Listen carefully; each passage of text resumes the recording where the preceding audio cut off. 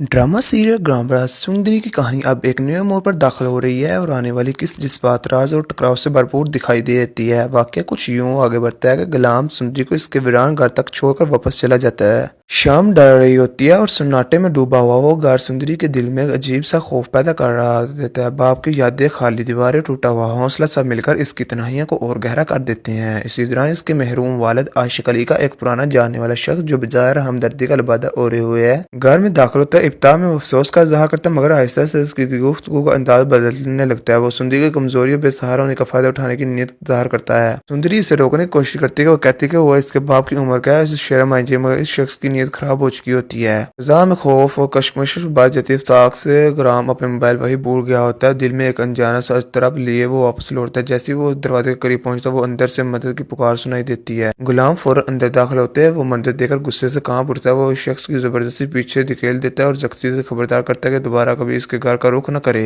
इस सहम कर गुलाम के करीब आखिरी होती है। इसकी आंखों में आंसू और चेहरे पर बेयकीनी इसका इत्तेफाक देती है। इस वाक़े के बाद गुलाम के लिए ये मुमकिन नहीं रहता कि वो सुंदरी को तनहा छोड़ दे।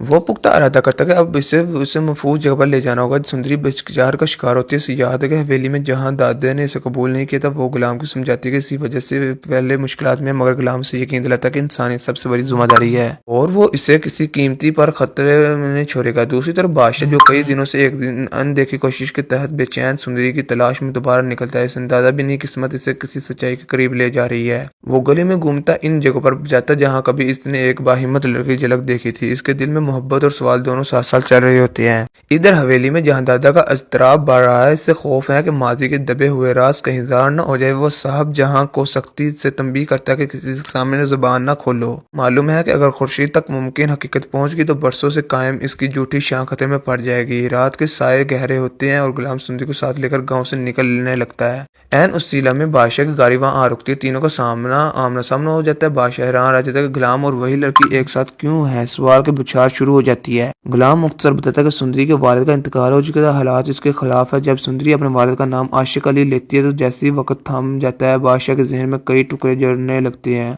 इससे अपने फोटो अमाल खुर्शीद की वो दासी आंखें याद आती है, जो बरसों से कई खोई हुई अमानत की तलाश में थी। अब इससे अंदाजा होता है कि ये लड़की कोई अजनबी नहीं बल्कि इसके मादी का जिंदा होने का सबूत है, जिसे हवेली में दफन समझा गया था।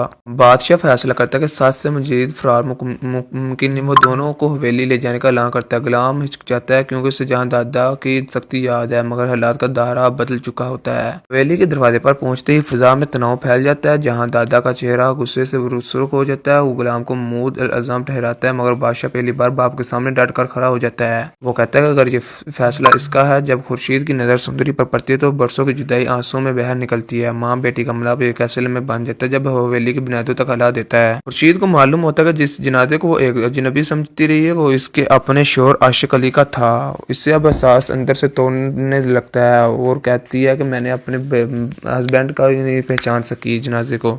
वो अपनी बेटी के इतने करीब होकर इसे पहचान न सकी। क्या मैं इतनी बेवकूफ़ माँ हूँ कि मैं अपनी बेटी को ना पहचान सकी? इतनी देर से तुम्हें मैं देख ही न सकी। अब कहानी एक नए सवाल पर खड़ी है कि जहाँ दादी अपने ना छोड़कर इस सच को कबूल करेगी कि वो सुंदरी को नुकसान पहुँचाने की कोशिश करेगा, या हालात इसे झुकने पर मजबूर कर देंगे। आपके ख्याल में क्या होगा? अपनी राय कमेंट में ज़रूर पेश कीजिए। गुलाम की वफादारी, बादशाह की मोहब्बत और खुर्शीद की ममता, तीनों मिलकर इस जज्बात को सामने आ रही है और शिद्दत से दे रही है। सच आस्ता आस्ता सामने आ रहा है, जिसे रात को बरसों छुपाना गया, अब वो खुद बोलने लगा है। आपके ख्याल में अब ये ड्रामा किस मोड़ की तरफ जाएगा? आप अपनी राय कमेंट में ज़रूर शेयर करिएगा और आने वाली किस्त के लिए हमारे चैनल को सब्सक्राइब करिएगा। तब तक के लिए अल्लाह हाफिज़।